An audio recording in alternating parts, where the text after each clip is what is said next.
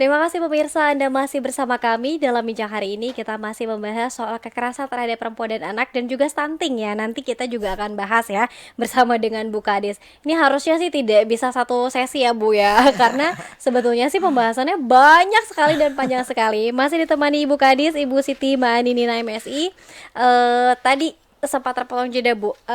Mana kalau misalkan kita pilih nih keadaan atau mungkin tempat yang lebih aman, kota atau perkampungan nih, dan bagaimana treatmentnya untuk kita mencegah kekerasan terhadap perempuan dan anak dengan di kota dan di kampung, apakah berbeda atau sama saja? Sekarang jangan jauh-jauh lah antara kota dan kampung ya. Antara rumah dan sekolah. Di rumah itu anak betul-betul dilindungi sama orang tua. Di sekolah juga dilindungi sama guru karena dititipkan ke guru.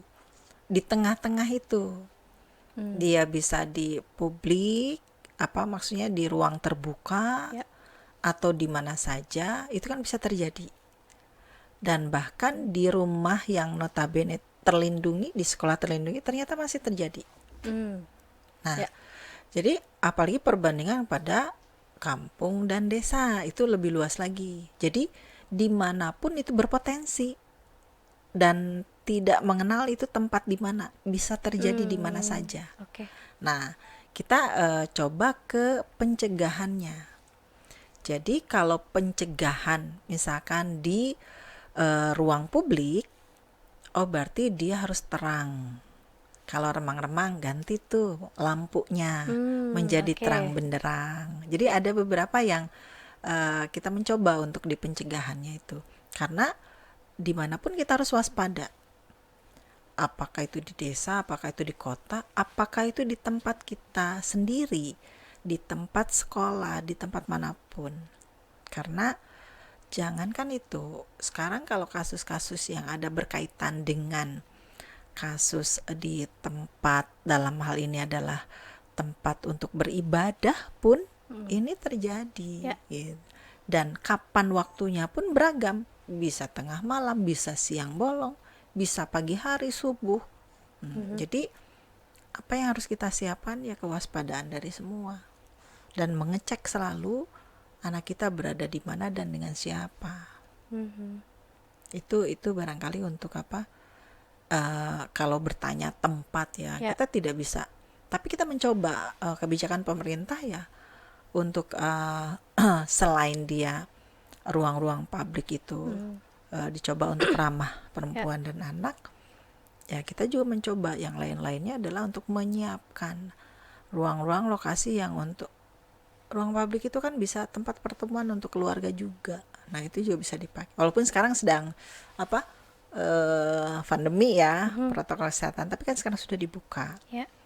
Nah itu tidak menutup kemungkinan kan bahwa pertemuan-pertemuan ataupun terjadi lagi itu juga karena begini, ada kasus pada saat anak itu terbiasa ke sekolah dengan pakai Gojek, ya kan? Si ibunya sudah percaya karena dia sudah terbiasa. Tapi kan bisa saja sewaktu-waktu terjadi di salah satu kabupaten, dibelokkan ke kebun sawit, terjadilah kasus di sana. Kita tidak menyangka karena sudah terbiasa, sudah aman. Nah berarti ini kan harus diberikan untuk perlindungan anak itu ya sampai kepada si tukang Gojek itu sendiri harus sudah ramah perempuan dan anak. Jadi semua sekarang harus sudah memikirkan terkait dengan anak. Karena kalau tidak ya dimanapun bisa terjadi. Tapi ya kembali lagi ke keluarganya. Ya. Ini banyak yang menjadi pelopor-pelopor yang kita coba untuk berikan informasi. Mulai dari kita pembentukan kelembagaan Perlindungan Anak Terpadu Berbasis Masyarakat (PATBM). Kita sudah bentuk di Provinsi Banten ini dari 1551 kelurahan dan desa itu kita hampir mungkin sekarang udah 1000-an barangkali yang sudah terbentuk dan itu berbasis masyarakat. Jadi mereka sendiri Ya. yang yang waspada, mereka sendiri yang melarang, mereka sendiri yang membentuk. Nah itu Kata- kalau kita melihat dari apa yang sudah dibentuk itu sebetulnya dari 5 klaster 24 indikator itu hanya satu indikator saja. Oke. Sementara eh, 24 indikator lainnya hak anak yang harus dipenuhi itu lumayan banyak. Dan ini masuk kepada pencegahan. Jadi mulai administrasinya mulai dari dia mendapatkan akte kelahirannya, Oke. KIA-nya, sampai juga dia bagaimana dia mendapatkan pendidikan, aspek kesehatan, bagaimana dia diberikan ruang bermain, dan juga bagaimana dia pemanfaatan waktu luang ini untuk bisa termanfaat dengan baik, bagaimana memperbanyak kalau di les menari sanggar-sanggar Oke. itu juga memberikan ruang kepada anak, memanfaatkan waktu ruang untuk bisa dia dialihkan semua kegiatan-kegiatannya untuk hal-hal yang baik, dan dia mencoba untuk bisa menampilkan inovasi dan kreativitasnya itu untuk didorong dari kecil, dibiasakan itu. Oke, jadi artinya mengembangkan potensi-potensi anak Ya, sejak dini ya Bu ya. Ini betul. menjadi salah satu yang bisa dilakukan. Nah, kita tadi di awal Bu bahwa selain kita menghadapi kekerasan terhadap perempuan dan anak yang juga masih cukup tinggi di Provinsi Banten, stunting juga menjadi salah satu permasalahan di Provinsi Banten Bu. Ya, stunting. Provinsi Banten menjadi 12 prioritas dari Oke. provinsi yang lain. Ya. Dan bahkan menjadi 5 provinsi yang terbanyak anak stuntingnya. Nah, ini ada data memang dari survei ya, dari SSGI, kita cukup tinggi sehingga masuk, dan ada juga data dari pelaporan, berbasis pelaporan yang dilaksanakan oleh teman-teman yang dari Dinas Kesehatan. Kalau ini kan udah menuju by name by address. Nah, ini memang data-data ini tersebar di 8 kabupaten kota. Ya. Nah, sekarang orang itu bertanya juga, apa itu sih stunting? Ya kan? Ada khawatirnya ada juga yang ditugaskan menangani stunting yang tidak mengerti anti stunting itu sendiri. Nah, ternyata dibedah lah di Perpres 72 tahun 2021 ini, ya, bahwa stunting itu ya mengalami yang gejala kronik yang dia secara terus menerus, sehingga dari dinyatakanlah oleh yang membidangi Kementerian Kesehatan dalam ini Dinkes ini, dia dinyatakan stunting. Ada stunting, ada gizi buruk, ada kurang gizi. Nah, itu mungkin ranahnya dari Dinas Kesehatan ya. Nah, sekarang kita bahas mengenai bagaimana stunting itu menjadi bagian yang kurang baik ke depannya.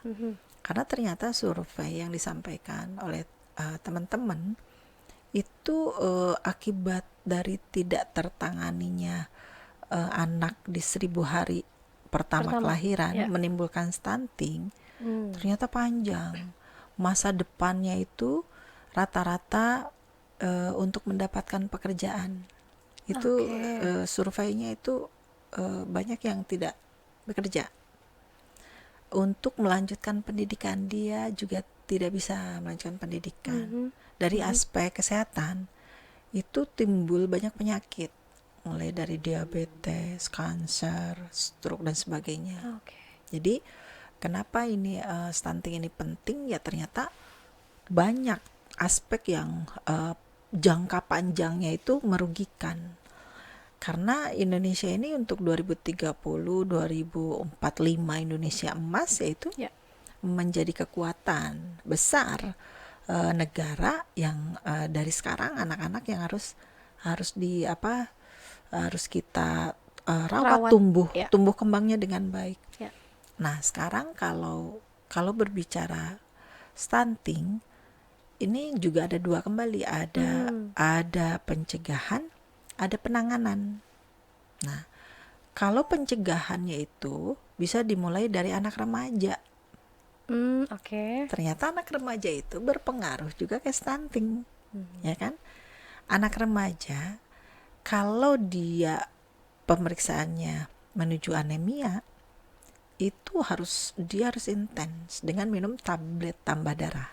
Bahkan sekarang SMP, SMA itu diberikan tablet tambah darah untuk diminum oleh remaja putri. Nah, dari situ masuk kepada calon pengantin.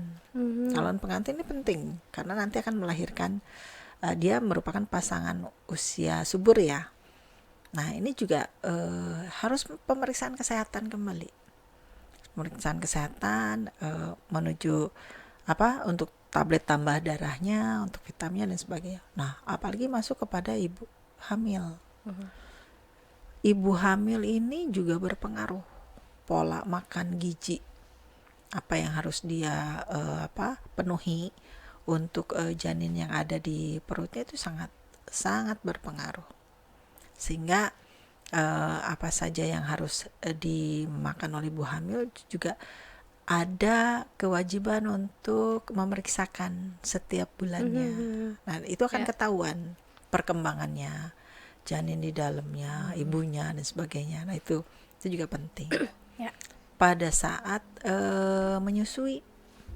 Nah, menyusui pun itu 6 bulan itu sudah full ASI. Nah, full ASI ini biasanya dipengaruhi oleh makan ibunya. Keluar dan tidaknya. Ada beberapa yang terkait dengan bagaimana untuk melancarkan ASI dan sebagainya.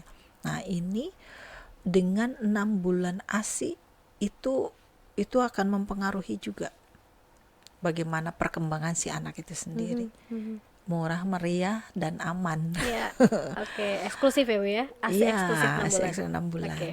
Nah, sekarang permasalahan anak itu harus ditangani pada saat kelahiran itu dari 0 sampai 59 bulan. Karena di masa itulah akan menentukan. Nah, siapa yang berperan di sana? Hampir sebagian besar ibu-ibu.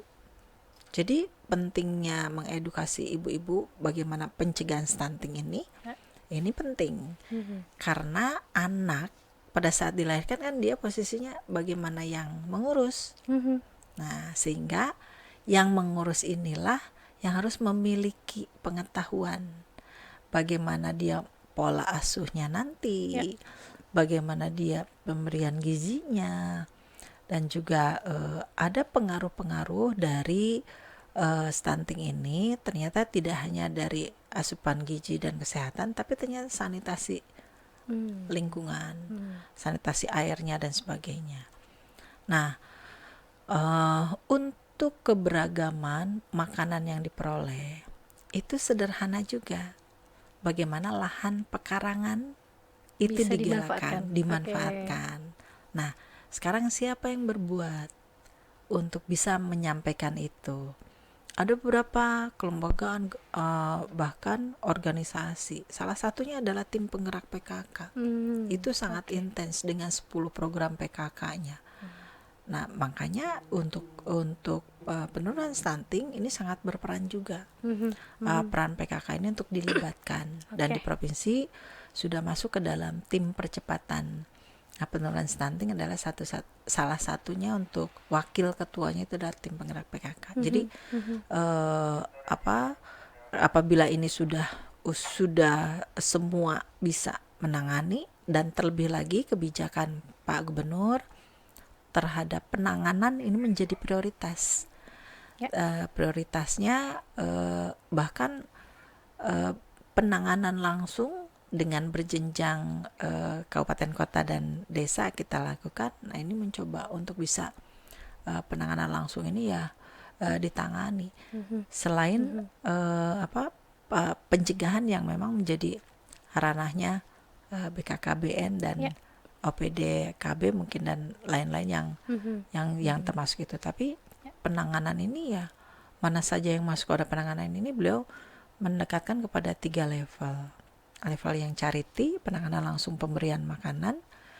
Level kedua pemberdayaan keluarga, dan level yang ketiga adalah pemberdayaan berkelompok dengan ekonominya. Nah, kebijakan beliau inilah yang menjadi mungkin di Provinsi Banten bagian dari model yang mencoba kita dikembangkan. Dan Ini menjadi ide beliau untuk bisa penanganan secara komprehensif. Oke, semakin menarik ya Bu ya. Oke, nanti kita juga akan tanya kepada Bu Kadis. Tadi sih sudah banyak sekali hal-hal yang disampaikan, baik dari pencegahan dan lain sebagainya terkait dengan stunting dan juga kekerasan terhadap anak, bagaimana kemudian kita bisa menguranginya. Namun apa saja nih Bu program-program dan juga strategi yang kemudian juga terus dilakukan oleh pemerintah bersama dengan stakeholders lainnya? Nanti kita akan bahas ya Bu ya. Tetap bersama kami pemirsa di Bincang hari ini.